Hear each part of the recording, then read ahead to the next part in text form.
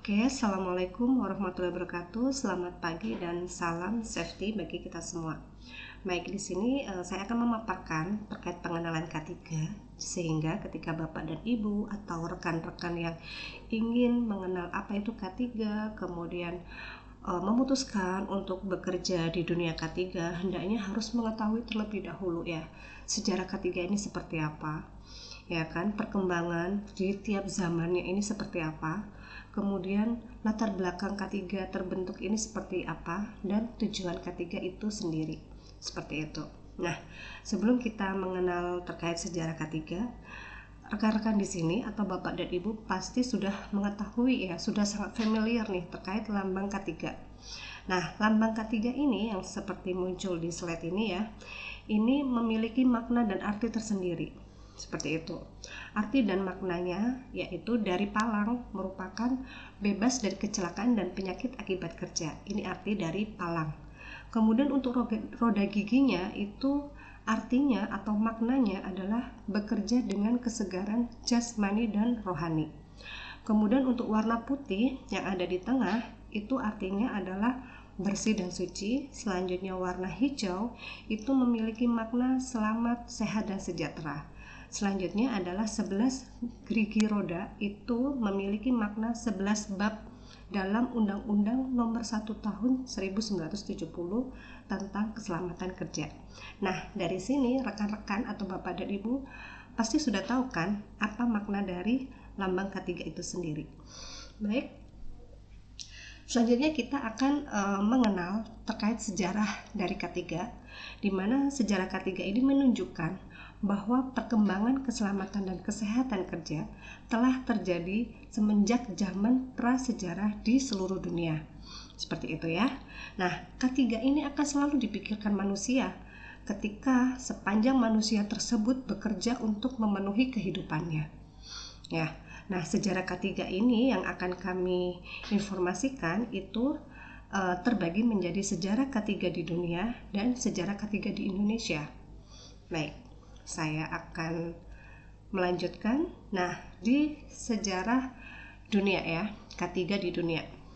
Sejarah K3 di dunia ini ya tidak bisa lepas dari perkembangan industri, Bapak dan Ibu ya.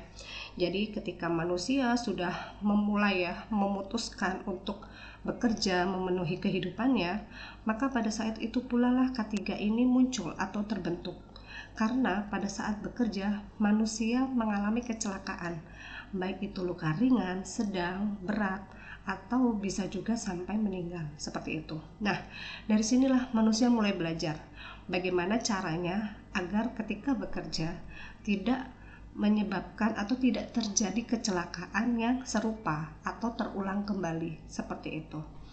Nah, pada zaman prasejarah ini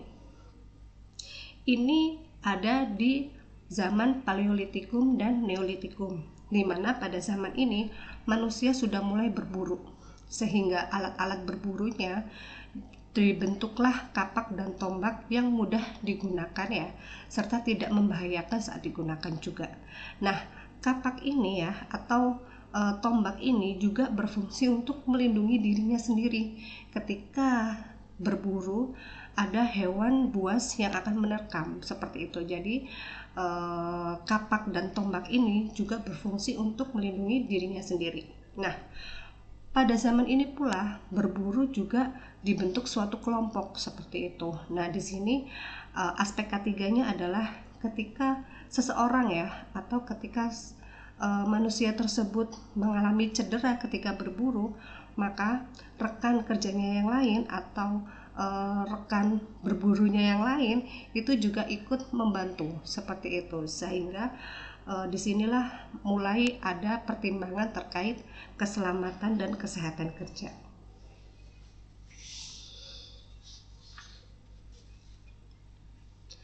Kemudian kita beranjak ke zaman peradaban lama, di mana pada zaman peradaban lama ini dimulai dari zaman Babilonia ya. Di zaman Babilonia ini mulailah dibuat kapak yang lebih mudah untuk penggunaannya, yaitu dibuat sarung seperti itu ya. Kemudian juga mengenal konstruksi dengan menggunakan batu bata. Di sini sudah mulai ada beberapa pekerjaan construction ya, atau konstruksi ya, serta membangun saluran air dan sanitasi.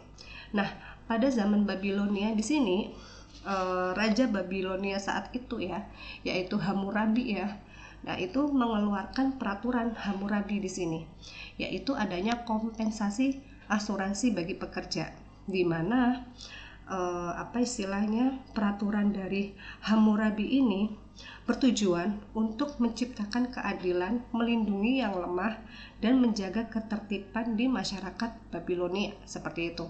Tetapi masih ada kekurangan terkait peraturan Hammurabi ini karena adanya golongan di masyarakat, seperti itu ya. Kemudian selanjutnya kita mulai maju ya untuk ke zaman Mesir kuno. Nah, di sini pada zaman Mesir kuno adalah masa berkuasanya Raja Fir'aun ya, seperti itu. Banyak sekali dilakukan pekerjaan-pekerjaan yang lebih besar daripada di zaman Babilonia, di mana pekerjaan-pekerjaan yang besar tadi atau pekerjaan raksasa tadi melibatkan banyak tenaga kerja. Sehingga pada masa Raja Ramses II itu menyediakan tabib serta pelayan untuk menjaga kesehatan para pekerjanya pada saat itu, seperti itu ya. Kemudian kita lanjut ke zaman Yunani kuno. Di zaman Yunani kuno ini, salah satu tokoh yang terkenal ya, yaitu Hippocrates, itu menemukan adanya penyakit tetanus pada awak kapal yang ditumpanginya. Jadi di sini sudah mulai mengenal ya adanya penyakit tetanus, sehingga sudah mulai ada pengendalian seperti itu. Kemudian beranjak ke zaman Romawi. Di sini para ahli seperti Lucretius, Martial, Fritivius mulai memperkenalkan adanya gangguan kesehatan yang diakibatkan karena adanya paparan bahan-bahan toksik dari lingkungan kerja. Sehingga pemerintahan Jenderal Alexander yang Agung, mereka sudah melakukan atau sudah dilakukan pelayanan kesehatan bagi angkatan perang mereka yang pergi ya untuk berperang ya. Jadi mereka sudah memberikan pengenalan bahwa bahan-bahan toksik atau lingkungan-lingkungan kerja baru itu ada potensi bahaya bagi kesehatan angkatan perang mereka, seperti itu. Baik, selanjutnya kita beralih ke zaman pertengahan ya. Nah, pada zaman pertengahan ini sudah diberlakukan pembayaran terhadap pekerjaan yang mengalami kecelakaan yang bisa menyebabkan cacat atau meninggal. Jadi di sini sudah mulai ada seperti asuransi ya. Nah, ini masyarakat sudah mengenal juga akan adanya bahaya uap, sehingga pekerja yang bekerja di lingkungan yang mengandung uap harus menggunakan masker, karena di area sini juga industri sudah semakin meningkat, seperti itu. Dan pada abad ke-16 di sini salah satu tokoh yang terkenal ya, yaitu Paracelsus, dia sudah memperkenalkan adanya penyakit-penyakit akibat kerja. Nah, di sini ya Paracelsus membuat buku di mana menjelaskan bahwa adanya hubungan penyakit akibat kerja terkait pekerjaan yang sedang dilakukan oleh pekerja tersebut, seperti itu. Bahkan pada bukunya itu juga sudah mulai menjelaskan terkait bagaimana cara mendiagnosa para pekerja, sehingga pada saat mendiagnosa si pekerja tersebut akan dideteksi pekerjaannya terkait apa saja. Nah, dari sinilah Paracelsus memperkenalkan penyakit akibat kerja. Selanjutnya di sini di Agrola ya. Nah, Agrola ini juga di dalam bukunya melakukan upaya-upaya untuk pengendalian bahaya timbal di pertambangan, sehingga di area pertambangan itu sudah menerapkan prinsip ventilasi pada zaman itu, seperti itu. Kemudian kita beralih ke abad 18 ya. Nah, di sini pada abad 18 seorang ahli bernama Ramazzini melihat bahwa ada dua faktor besar yang menyebabkan penyakit akibat kerja. yaitu bahaya bahan-bahan yang digunakan pekerja saat mereka bekerja dan gerakan janggal pekerja atau yang bernama ergonomic factor. Ini ya, ini adalah beberapa aspek-aspek K3 yang sudah ditemukan atau yang sudah mulai ada di abad pertengahan. Nah, selanjutnya di sini di era revolusi industri, yaitu abad ke-18 hingga 19 ya. Di sini revolusi industri ini sudah mulai gencar-gencarnya industri ya, berdiri industri di mana-mana ya, sehingga ditandai oleh mekanisasi produksi penggunaan mesin-mesin uap di pabrik. Nah, ini latar belakangnya ya, semakin banyak mesin di area tersebut sehingga menyebabkan, nah ini adalah beberapa tantangan K3 pada saat itu, yaitu kondisi kerja di pabrik sangat buruk karena masih berorientasi pada pembangunan industri seperti itu. Dengan jam kerja yang panjang, penerangan yang minim, ventilasi buruk ya, dan resiko kecelakaan yang tinggi karena adanya alat-alat yang baru ya, seperti itu. Kemudian tantangan K3 berikutnya adalah minimnya regulasi membuat pekerja, bahkan pada zaman itu ya, masih termasuk anak-anak, itu menghadapi bahaya serius seperti kecelakaan mesin dan penyakit akibat kerja. Nah, dari era revolusi industri ini ada beberapa langkah perbaikan yang telah dilakukan, yaitu munculnya undang-undang K3 seperti Factory Acts di Inggris ya. Ini sangat terkenal sekali ya, di tahun 1833 ya, yang mengatur jam kerja anak-anak dan memperbaiki kondisi kerja. Jadi pada zaman itu anak-anak masih diperbolehkan kerja, tetapi jam kerjanya diatur, tidak sama dengan jam kerja orang dewasa seperti itu. Kemudian peningkatan kesadaran publik dan gerakan buruh mendorong pemerintah mengeluarkan peraturan keselamatan. Nah, tadi ya di era industrial pertengahan abad 18 sampai 19. Nah, sekarang kita maju ke abad 20. Nah, di abad 20 ini perkembangan teknologi semakin besar, semakin lanjut ya. Ada seperti listrik sudah ditemukan ya, kemudian baja, sistem produksi massal, sampai menciptakan pekerjaan-pekerjaan baru di industri yang besar seperti itu. Nah, akibat perkembangan teknologi yang jauh lebih pesat ini, maka tantangan K3 juga semakin banyak. Munculnya resiko-resiko baru di sini seperti kecelakaan listrik, ledakan kimia, serta kebakaran besar di pabrik. Dan penyakit akibat paparan bahan kimia juga mulai disadari pada masa ini ya. Nah, langkah perbaikan yang dilakukan pada masa ini yaitu dibentuklah pengawas ya, lembaga pengawas keselamatan kerja di negara-negara industri. Ya, ini mulai masuk di pemerintahan ya, untuk lembaga pengawasan K3. Kemudian menyusun regulasi yang lebih ketat untuk mengatur penggunaan bahan kimia dan perlindungan pekerja. Di sini sudah mulai dari dibentuknya pengawas, kemudian muncullah peraturan perundangannya seperti itu. Kemudian penggunaan safety device ya, alat pengaman lain serta alat pelindung diri yang digunakan juga sudah mulai diperkenalkan pada era industri ini seperti itu.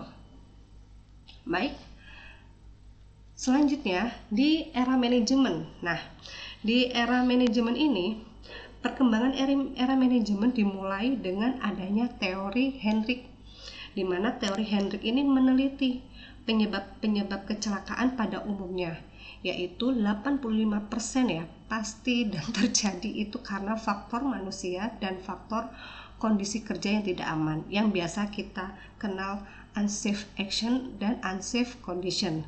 Jadi kecelakaan umumnya 50% itu pasti antara unsafe action dan unsafe condition seperti itu.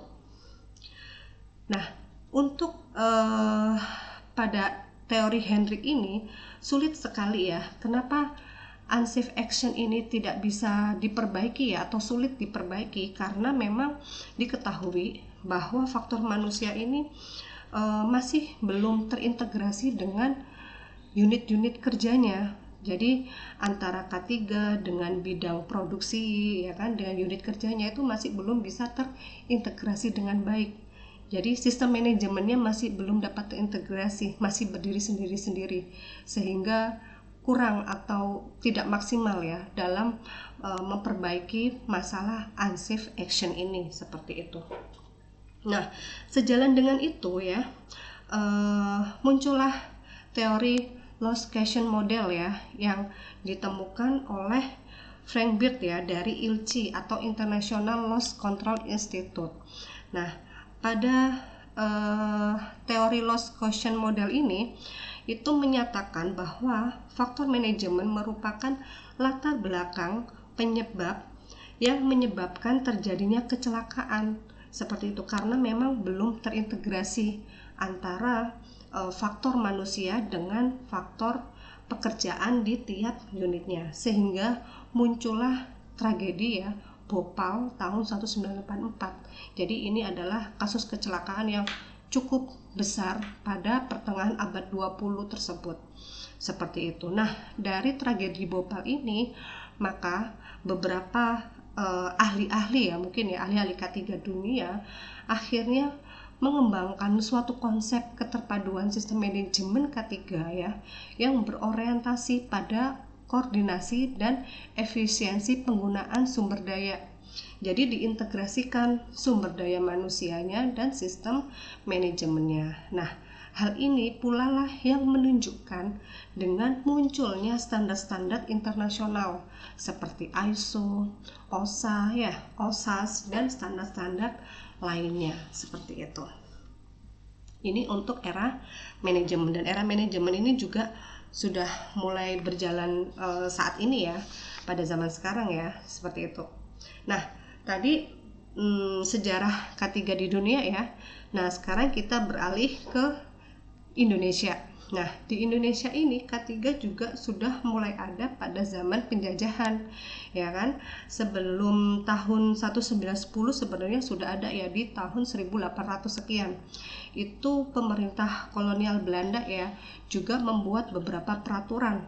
Peraturan-peraturan itu sudah mengatur perlakuan terhadap keluarga budak seperti itu, karena pada zaman penjajahan kita masih mengadopsi perbudakan ya, seperti itu ya. Nah, selanjutnya dari peraturan-peraturan yang sudah muncul, kemudian muncullah ini ya, ujung tombak pertama kali ya di tahun 1910. Nah, di tahun 1910 ini pemerintah Belanda ya menerbitkan peraturan yaitu Veilige Rechtsreglement Standbeeld 406. Nah, ini mulai muncul yaitu Undang-Undang Keselamatan dan peraturan pelaksanaannya. Nah, ini peraturan pelaksananya ini sangat banyak, apalagi zaman kolonial Belanda ya pada saat itu mulai menggencarkan evolusi industri ya. Jadi pembangunan jalan, terowongan, pabrik gula, dan lain-lain itu ada peraturan-peraturan tersendiri ya. Nah, ini adalah undang-undang induknya seperti itu. Nah, untuk peraturan pelaksananya sangat banyak sekali. Nah, salah satu peraturan pelaksana yang diadopsi hingga sekarang itu adalah di Undang-Undang tahun 1930, yaitu Undang-Undang UAP, Stomordonantie ya, Standbeeld 225, dan peraturan UAP Stomverordening Standbeeld 339. Nah, ini dibuat hingga sekarang. Jadi kalau seandainya rekan-rekan kerja punya pesawat UAP gitu ya, peraturan ini pasti masih digunakan hingga sekarang, seperti itu. Selanjutnya kita beralih di tahun 1945 hingga 1970 ya. Di tahun ini ya, peraturan yang dibuat terkait K3 itu sangat banyak sekali ya. Hanya saja kita mengambil beberapa poin penting peraturan ya, yaitu yang pertama tahun 1945 yaitu Undang-Undang Dasar ya, pasal 27 ayat 2 yang menyebutkan hak atas pekerjaan yang layak. Nah, karena di sini sudah menyebutkan hak atas pekerjaan yang layak, ini sudah masuk di aspek K3 seperti itu ya. Kemudian selanjutnya di tahun 1957 terbentuklah lembaga kesehatan buruh atau lembaga hygiene perusahaan dan kesehatan kerja.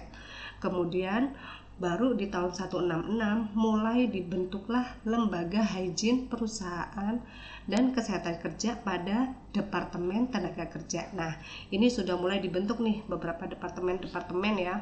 Dan salah satunya di ini ya tahun 1966 tadi ya, Departemen Tenaga Kerja sudah membuat lembaga hygiene perusahaan seperti itu.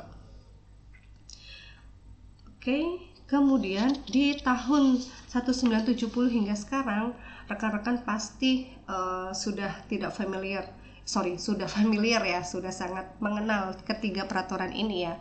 Jadi ini itu adalah kalau ada pepatah itu ini adalah nenek moyangnya atau peraturan induknya K3 seperti itu. Nah, tiga ini yang pasti harus dipegang ya terkait peraturan K3 ya, apabila memang rekan-rekan nantinya terjun ya atau memang ingin bekerja di bidang K3 seperti itu. Nah, tadi ya Undang-Undang 1 nomor 1970 ya, itu dibentuk peraturan pelaksananya juga. Nah, di sini di tahun 2003 juga disusun Undang-Undang nomor 13 tentang ketenaga kerjaan. Haknya pekerja seperti apa, kewajiban perusahaan itu seperti apa. Nah, ini diatur di Undang-Undang nomor 13 tahun 2003. Seperti itu ya. Selanjutnya di tahun 2012, nah ini mulai disusun lagi di masuk era manajemen tadi ya, jadi terintegrasi ya. Jadi K3 tadi terintegrasi dengan sistem manajemen. Nah, ini masuk nih di peraturan pemerintah nomor 50 tahun 2012 terkait penerapan sistem manajemen keselamatan dan kesehatan kerja. Jadi nanti kalau rekan-rekan memang belajar K3 harus hafal 3 peraturan ini ya. Ini induknya. Nanti baru peraturan pelaksananya bisa dibuka kembali seperti itu. Baik. Selanjutnya di sini. Nah, kita tadi sudah mengenal ya sejarah K3 mulai dari zaman prasejarah hingga zaman modern sekarang ya kan. Nah, ini adalah gambaran angka kecelakaan per tahun 2023. Nah, di sini rekan-rekan juga pasti sudah bisa melihat ya bagaimana kasus kecelakaan kerja di Indonesia yang tercatat di tahun 2023, yang tercatat ya kan, ada kata-kata yang tercatat sehingga bisa memungkinkan kasus yang tercatat di sini bisa lebih ya kan, bisa lebih ya. Jadi memang kurang ya, masih kecelakaan kerja ini masih cukup tinggi ya, dan pengawasan K3 kita juga masih kurang sehingga memang dibutuhkan ya agen-agen of change ya. Salah satunya adalah K3 untuk mengubah angka kecelakaan ini supaya bisa lebih turun lagi hingga mencapai 0 kasus seperti itu ya harapannya. Baik. Oke. Ini beberapa definisi K3 ya berdasarkan Mangkunegara, Matis and Jackson, kemudian dari Sumakmur. Nah, dari ketiga dari ketiga definisi ini kita simpulkan ya bahwa K3 ini adalah segala kegiatan untuk menjamin dan melindungi keselamatan dan kesehatan kerja, tenaga kerja, dan orang lain di tempat kerja melalui upaya pencegahan kecelakaan kerja dan penyakit akibat kerja seperti itu. Jadi segala kegiatan apapun untuk melindungi pekerja dan orang lain. Nah, orang lain ini siapa? Bisa pelanggan, bisa masyarakat sekitar, bisa tamu atau pemasok atau vendor yang berada di area kerja tersebut untuk mendapatkan tempat kerja yang aman melalui upaya pencegahan kecelakaan kerja dan penyakit akibat kerja seperti itu ya. Jadi ada 2 poin ya, mencegah kecelakaan dan mencegah adanya penyakit akibat kerja. Nah, ruang lingkup K3 sendiri ya, ini tadi ya terbagi menjadi menciptakan lingkungan kerja aman, sehat, dan sejahtera bebas dari kecelakaan kerja dan penyakit akibat kerja. Itu ruang lingkup yang pertama. Kemudian ruang lingkup kedua adalah mengendalikan ya. Kita kendalikan ya, atau kalau bisa kita meniadakan potensi bahaya ya, untuk mencapai tingkat resiko yang dapat diterima dan sesuai dengan standar yang ditetapkan, seperti itu. Nah, bagaimana cara kita untuk melihat apakah resiko tersebut dapat diterima atau tidak? Ini nanti masuk ke materi selanjutnya, seperti itu ya. Tujuan dari K3 ya. Nah, ini tujuan dari K3 itu sendiri adalah kalau kita melihat ya, atau berdasarkan peraturan perundang-undangan nomor 1 tahun 1970, ini ada 3 poin untuk tujuan K3. Yang pertama adalah melindungi dan menjamin keselamatan setiap tenaga kerja dan orang lain di tempat kerja. Kemudian yang kedua adalah menjamin setiap sumber produksi dapat digunakan secara aman dan efisien. Kemudian yang ketiga adalah meningkatkan kesejahteraan dan produktivitas nasional. Sehingga apabila K3 dikembangkan, maka secara otomatis sumber produksi dapat digunakan secara aman dan efisien, serta dapat meningkatkan kesejahteraan dan produktivitas. Itu adalah tujuan K3 itu sendiri. Oke. Baik.